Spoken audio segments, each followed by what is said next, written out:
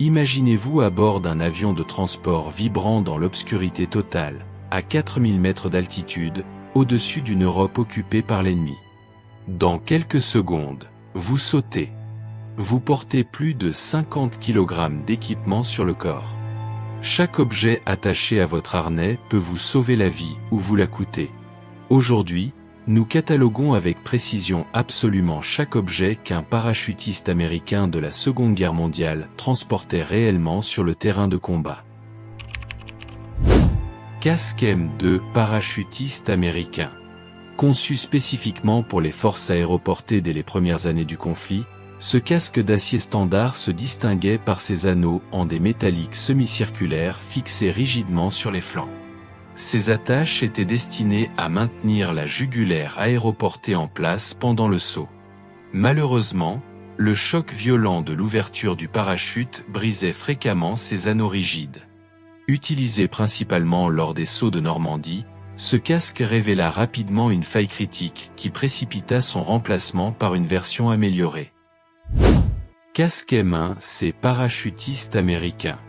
Introduit en 1944 pour corriger les défaillances structurelles de son prédécesseur, ce casque modernisé remplaçait les anneaux rigides par des pivots articulés capables d'absorber l'énergie cinétique du déploiement du parachute.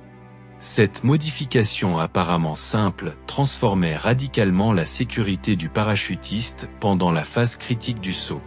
Le M1 devint l'équipement réglementaire lors des grandes opérations tardives comme Market Garden et l'opération Varsity, et reste aujourd'hui l'un des casques militaires les plus iconiques de toute la Seconde Guerre mondiale.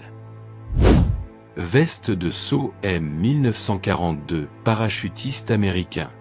Taillée dans un coton sergé léger de couleur olive terne, cette veste distinctive était entièrement pensée autour des contraintes du combat aéroporté.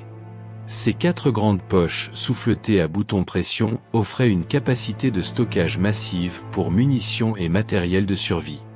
Une poche IP double accès sur le revers supérieur permettait d'atteindre un couteau de secours instantanément. Les coutures étaient souvent renforcées par les rigueurs avant le saut pour éviter tout arrachement. Elle fut progressivement remplacée par l'uniforme de campagne M1943, jugé plus chaud pour les combats hivernaux. Pantalon de saut M1942, parachutiste américain. Confectionné dans le même coton sergé robuste que la veste assortie, ce pantalon répondait aux exigences physiques extrêmes du combat aéroporté. Ces immenses poches cargo souffletées cousues sur les cuisses extérieures permettaient aux soldats de transporter grenades, rations et pansements directement sur leurs jambes. Le poids de ces poches surchargées causait souvent leur arrachement lors du choc d'ouverture du parachute, forçant les soldats à les ligaturer avec des sangles de toile. Cette silhouette volumineuse et caractéristique distinguait immédiatement le parachutiste du fantassin ordinaire. Bottes jump, Russet Cordovan, parachutiste américain. Ces bottes montantes en cuir brun roux constituaient le symbole de statut ultime du parachutiste américain d'élite. Fabriquées avec un cuir de haute qualité renforcé au niveau de l'embout et du talon, elles montaient jusqu'au mollet et se lassaient sur toute leur hauteur pour garantir un maintien rigoureux de la cheville. Ce soutien articulaire était absolument indispensable pour absorber l'impact violent de l'atterrissage. Les parachutistes les astiquaient avec un soin obsessionnel et refusaient de les échanger, même contre des bottes d'infanterie standard émises officiellement plus tard. Brassard drapeau américain 48 étoiles, parachutiste américain. Fabriqué à partir d'une simple toile cirée imprimée aux couleurs du drapeau américain à 48 étoiles, ce marqueur d'identification temporaire était épinglé ou cousu directement sur l'épaule droite de la veste de saut avant chaque opération. Sa fonction principale était d'éviter les incidents de tyrannie parmi les forces alliées et les résistants français opérant dans l'obscurité totale derrière les lignes ennemies. En pleine confusion des largages nocturnes de Normandie, une identification nationale claire et immédiate représentait une question de survie absolue pour chaque parachutiste isolé. Bretelles de campagne M1936, parachutiste américain. Ces bretelles en toile robuste constituaient la fondation architecturale absolue du harnachement de combat du parachutiste américain. Fixée directement à la ceinture porte-cartouche, elle redistribuait le poids écrasant de l'équipement complet depuis la taille vers les épaules, rendant la marche de longue durée physiquement supportable. Sans ce système de répartition, le simple poids des équipements de webbing aurait fait glisser le pantalon du soldat en plein combat. Leurs boucles réglables et leurs épaulières rembourrées offraient un minimum de confort lors des longues patrouilles à pied en territoire hostile. Sac musette M1936, parachutiste américain. Contrairement aux fantassins ordinaires équipés de grands sacs à dos encombrants, les parachutistes recevaient ce sac compact et polyvalent qui se fixait directement aux bretelles M1936, reposant haut sur les épaules pour ne pas interférer avec le harnais principal du parachute. Le soldat y entassait effets personnels, chaussettes de rechange, rations supplémentaires et munitions d'urgence. Sa taille pratique le rendait très convoité par les soldats motorisés et les officiers qui cherchaient à s'en procurer. Il accompagna le parachutiste des plages de Normandie jusqu'à la victoire finale en Europe. Pochette à munitions en toile fabriquée par les rigueurs parachutistes américains. Face aux insuffisances des équipements d'intendance standard, les rigueurs parachutistes fabriquaient eux-mêmes des solutions sur mesure en utilisant des chutes de toile robustes solidement surpiquées. Ces pochettes étaient spécifiquement conçues pour contenir les chargeurs du Thompson ou du M1 Garand et s'attachaient directement contre la poitrine ou la ceinture à l'aide de sangles de serrage. Ce dispositif empêchait les chargeurs de claquer violemment contre le corps lors du choc brutal de l'ouverture du parachute. Ces créations artisanales illustrent parfaitement la capacité d'adaptation et d'improvisation légendaire des unités aéroportées américaines face aux limites du ravitaillement. Gourde aluminium M1910, parachutiste américain.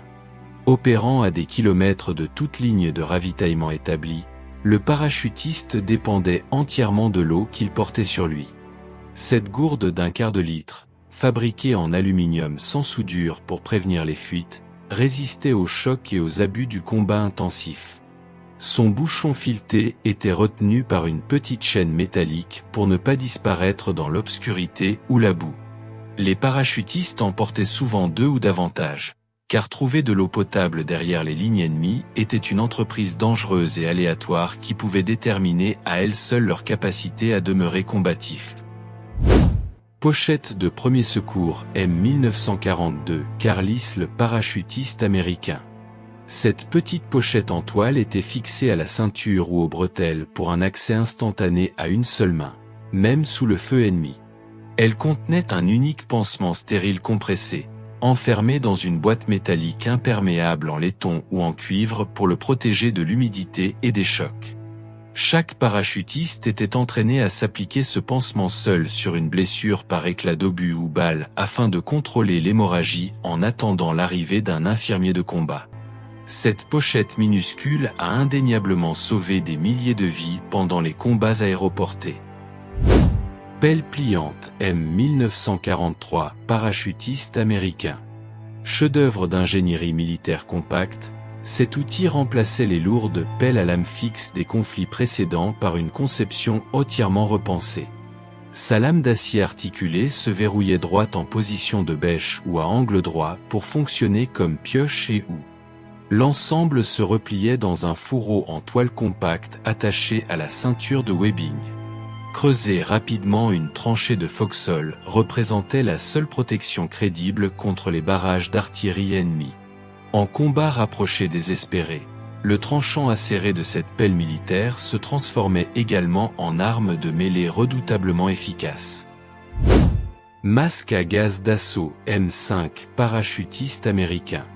Bien que les armes chimiques n'aient jamais été déployées à grande échelle dans le théâtre européen, le commandement supérieur imposait à chaque soldat de transporter une protection contre les gaz. Ce masque d'assaut spécifique était très apprécié des aéroportés car il était nettement plus léger et compact que le masque d'infanterie standard. Il comportait une pièce faciale en caoutchouc vulcanisé et un filtre compact fixé directement sur la joue. Son sac de rangement imperméable était fréquemment détourné de son usage pour transporter des munitions supplémentaires une fois que l'imminence d'une attaque chimique fut jugée négligeable par les soldats. Parachute principal T5 parachutiste américain. Véritable ligne de vie du soldat aéroporté américain, ce parachute principal le transportait depuis l'avion de transport jusqu'au sol ennemi. Sa voilure de 28 pieds en nylon camouflé ou blanc était compressée dans un sac de déploiement en toile robuste. Le système à ligne statique accroché au câble intérieur de l'avion ouvrait automatiquement le parachute lors du saut. L'ouverture brusque générait un choc d'une violence extrême, souvent comparé par les vétérans à un impact de plein fouet. Au sol, les soldats devaient immédiatement se libérer des sangles de poitrine et de jambes pour entrer en combat. Parachute de secours T5 parachutiste américain. Puisque le parachute principal à ligne statique n'était pas infaillible, chaque parachutiste portait obligatoirement cette voilure secondaire de 24 pieds agrafée en travers de sa poitrine. En cas d'échec ou d'emmêlement du parachute principal lors de la descente, le soldat devait tirer manuellement la poignée de déclenchement de ce parachute ventral. Le déployer aux altitudes basses des largages tactiques restait extrêmement dangereux. Malgré son poids pénalisant, il offrait un filet de sécurité psychologique essentiel aux soldats plongeant dans l'obscurité. De nombreux parachutistes utilisaient ensuite sa toile de soie blanche pour confectionner des abris de fortune improvisés. Sac de transport d'armes Grewald, parachutiste américain. Le M1 Garand étant trop long pour sauter en configuration assemblée, l'armée fournissait cette housse en toile rembourrée permettant aux soldats de démonter son fusil en 2 éléments et de les rangers protégés dans la gaine. Le sac était arrimé fermement au harnais du parachute ou fixé sur une ligne de largage pour toucher le sol juste avant le soldat. Si l'arme était parfaitement protégée, le parachutiste se retrouvait pratiquement sans défense pendant les premières minutes terrifiantes où il réassemblait son fusil à tâtons dans l'obscurité totale d'un champ ennemi. Sac de jambes en toile, parachutiste américain. Face à l'augmentation constante du poids des équipements, l'armée conçut ce grand sac en toile permettant de transporter armes lourdes, radios et matériel médical supplémentaire. Le parachutiste l'attachait à sa jambe droite avec l'intention de le descendre sur une corde de 6 mètres juste avant l'atterrissage. Lors des largages de Normandie, le poids de ces sacs combiné au choc d'ouverture du parachute provoqua des défaillances catastrophiques. Des milliers de sacs s'arrachèrent et s'écrasèrent au sol, privant instantanément les parachutistes de leurs mitrailleuses lourdes, mortiers et radiotactiques. Il reste l'équipement le plus détesté de l'histoire aéroportée américaine. Cliquetis de signalisation Acme, criquet parachutiste américain. Cette minuscule pièce de laiton et d'acier, peu coûteuse et sans conteste l'équipement aéroporté le plus célèbre de l'invasion de Normandie. Délibérément dispersés sur des kilomètres de territoire ennemi obscur, les parachutistes avaient besoin d'un système discret pour identifier amis et ennemis dans le noir. Un clic signifiait ami, la réponse correcte exigeait 2 clics distincts en retour. Toute silhouette dans l'ombre incapable de répondre correctement devenait immédiatement une cible. Bien qu'efficace lors des premiers jours, les soldats allemands apprirent rapidement le code, rendant cet outil tactiquement obsolète peu après l'invasion initiale. Fusil semi-automatique M1 Garand calibre .30 parachutiste américain. Cette arme semi-automatique puissante représentait l'équipement d'infanterie standard des forces américaines et conférait un avantage de puissance de feu considérable sur le champ de bataille. Tirant une cartouche lourde de calibre .30-06 depuis un chargeur en bloc de 8 coups, il permettait aux sections aéroportées de poser des tirs de suppression contre des adversaires armés majoritairement de fusils à répétition plus lents. Son exceptionnelle robustesse lui permettait de fonctionner parfaitement, après avoir été plongé dans les marais boueux et les prairies inondées de Normandie. Les historiens militaires le considèrent unanimement comme l'arme d'infanterie la plus redoutable de toute la Seconde Guerre mondiale. Carabine légère M1A1 à crosse pliante calibre .30 parachutiste américain. Spécifiquement conçue pour résoudre les problèmes de mobilité des forces aéroportées, cette arme légère remplaçait le pistolet standard pour les officiers et les servants d'armes lourdes. Elle présentait une crosse tubulaire en acier pliante avec plaque de couche en aluminium moulé, permettant de fixer l'arme solidement à la jambe du parachutiste. Elle tirait une cartouche de pistolet plus légère depuis un chargeur de 15 coups avec un recul nettement inférieur au Garand. Sa compacité en faisait une arme dévastatrice en combat rapprochée parmi les épais bocages normands, illustrant l'ingénierie spécialisée nécessaire à l'armement des soldats larguant depuis des avions. Pistolet mitrailleur M1A1 Thompson calibre .45 ACP parachutiste américain. Cette arme automatique légendaire à forte puissance d'arrêt était distribuée massivement aux chefs de section, sous-officiers et équipes d'assaut des divisions aéroportées. Chambré pour la puissante cartouche de pistolet .45 ACP, il délivrait une force d'arrêt incomparable lors du nettoyage des tranchées ennemies et des zones bâties. La variante M1A1 était simplifiée pour une production de masse utilisant des chargeurs rectilignes de 20 ou 30 coups à la place des tambours encombrants.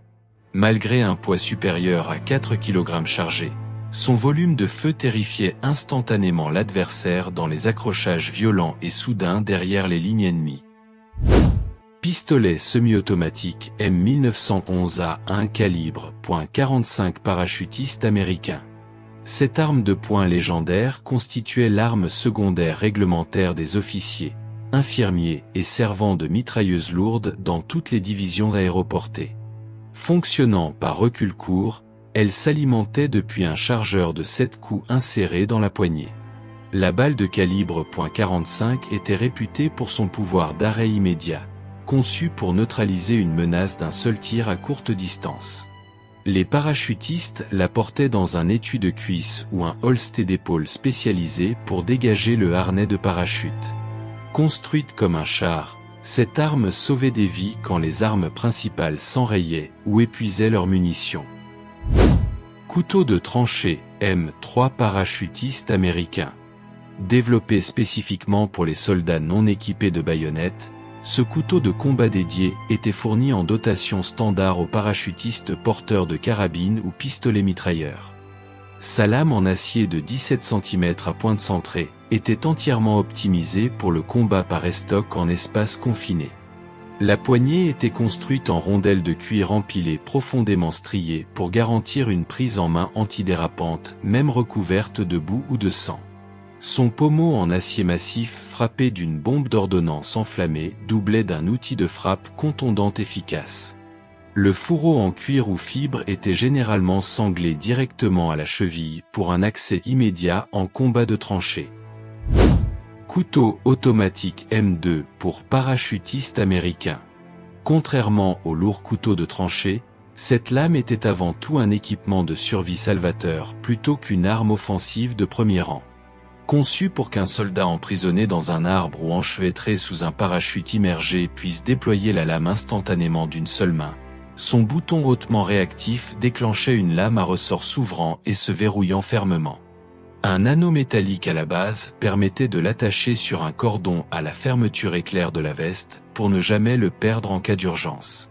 Couper les suspentes épaisses de nylon d'un parachute en quelques secondes classait cet automatique parmi les équipements absolument indispensables à tout parachutiste opérationnel. Grenade à fragmentation Mark II parachutiste américain. Universellement reconnue sous le surnom de grenade ananas en raison de sa fonte striée caractéristique, elle représentait l'arme explosive de jet standard de tous les soldats américains.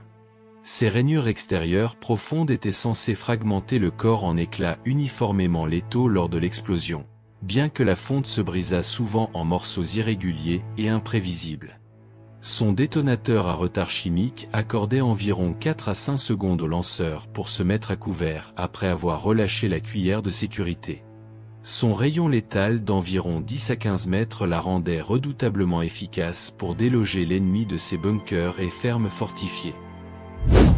Grenade Gammon numéro 82, parachutiste américain. Cette arme unique de conception britannique fut distribuée massivement aux parachutistes américains qui manquaient de bazookas anti-chars suffisants lors du jour J. Elle consistait en une pochette en tissu souple attachée à un détonateur à impact que le soldat garnissait lui-même de plastique explosif en quantité variable. En ajustant la masse d'explosifs, le combattant pouvait calibrer la charge de la destruction d'un simple abri de bois jusqu'au blindage d'un char allemand lourd. Lancé, un ruban lesté se déroulait en vol pour armer automatiquement le détonateur de contact ultrasensible juste avant l'impact sur la cible ennemie. Mine Hawkins, Mk2 parachutiste américain. Cet autre engin de conception britannique fut aigrement adopté par les parachutistes américains fortement en infériorité face à l'armement blindé ennemi. Ce dispositif explosif rectangulaire compact pouvait être utilisé indifféremment comme grenade anti-char lancée à la main ou enterré comme mine dans un chemin de terre. Pour l'utilisation en mine, les soldats plaçaient simplement un allumeur chimique à écrasement sur la plaque supérieure et l'enfouissaient dans la chaussée. Lorsque les chenilles blindées d'un Panzer passaient sur la plaque, l'allumeur se brisait et déclenchait une explosion localisée qui sectionnait la chenille. Son poids modéré facilitait son transport en grande quantité par les sections aéroportées. Bloc d'explosifs plastiques, composition ces parachutistes américains. Cet explosif plastique révolutionnait la technologie de démolition militaire lors du Second Conflit mondial. Contrairement à la dynamite traditionnelle, la composition C était extrêmement stable, totalement imperméable et se modelait à la main comme de l'argile pour s'adapter parfaitement à n'importe quelle surface cible. Les spécialistes en démolition aéroportée l'utilisaient pour détruire les infrastructures ennemies critiques, voies ferrées, lignes de communication et supports en béton armés des ponts stratégiques. Insensible au choc et aux balles, elle nécessitait obligatoirement un détonateur dédié et une mèche temporisée pour déclencher l'explosion. Sa polyvalence et sa densité destructrice conféraient aux unités aéroportées une capacité stratégique offensive redoutable. Ration de combat type K parachutiste américain. Incapables de compter sur des cuisines de campagne ou des ravitaillements immédiats, les parachutistes transportaient intégralement leur propre repas de combat hautement concentré. La ration K a été conditionnée dans une boîte en carton ciré imperméable protégeant le contenu de l'humidité et des gaz de combat. Elle couvrait 3 repas distincts par journée, petit déjeuner, dîner et souper contenant viande en conserve, biscuits denses, café instantané et petites douceurs comme cigarettes et chewing-gum. Malgré sa densité calorique, sa consommation prolongée entraînait de sévères carences alimentaires et des troubles digestifs. Elle demeurait pourtant un prodige logistique, maintenant les soldats isolés en vie derrière les lignes ennemies. Tablette de chocolat de survie type des parachutistes américains. Il ne s'agissait en aucun cas d'une sucrerie destinée au moral des troupes, mais d'une ration de survie d'urgence strictement conçue pour une densité calorique maximale. Fabriquée à partir d'un mélange concentré de chocolat, sucre, farine d'avoine et vitamines, elle formait un bloc incroyablement dur et amer au goût. L'armée l'avait délibérément rendue peu agréable afin que les soldats affamés ne la consomment pas par simple envie. Contenant 600 calories, elle était dimensionnée pour soutenir l'énergie d'un combattant une journée entière en cas de rupture totale de ravitaillement. Les soldats devaient souvent la râper avec leur couteau pour parvenir à la mâcher. Lampe torche à angle droit TL-122 parachutiste américain. Opérer dans l'obscurité absolue exigeait un éclairage fiable, et cette torche électrique coudée iconique était en dotation standard pour les officiers, infirmiers et opérateurs radio des divisions aéroportées. Son col coudé caractéristique permettait de la fixer à la sangle thoracique pour un éclairage autonome main libre lors de la lecture de cartes ou du traitement de blessés. Son interrupteur permettait d'émettre des signaux en code Morse par brèves impulsions lumineuses. Les modèles incluaient des filtres colorés interchangeables stockés dans le corps, le filtre rouge étant particulièrement prisé pour préserver la vision nocturne pendant les patrouilles de combat en territoire ennemi. Boussole Lansatic M1938, parachutiste américain. Lorsque les parachutistes atterrissaient inévitablement à plusieurs kilomètres de leur zone de saut désignée, connaître leur cap de marche exact devenait une question de vie ou de mort immédiate. Cet instrument de précision comportait un boîtier en aluminium moulé, un mécanisme d'amortissement stabilisant l'aiguille et une lentille grossissante pour une lecture cartographique précise. La rose des vents était peinte au radium, lui permettant de briller dans l'obscurité complète sans nécessité de lampe torche susceptible d'alerter les patrouilles ennemies. Généralement portée dans une pochette en toile accrochée à la ceinture ou sécurisée dans une poche de veste, cette boussole guidait les sections dispersées à travers le labyrinthe mortel du bocage normand.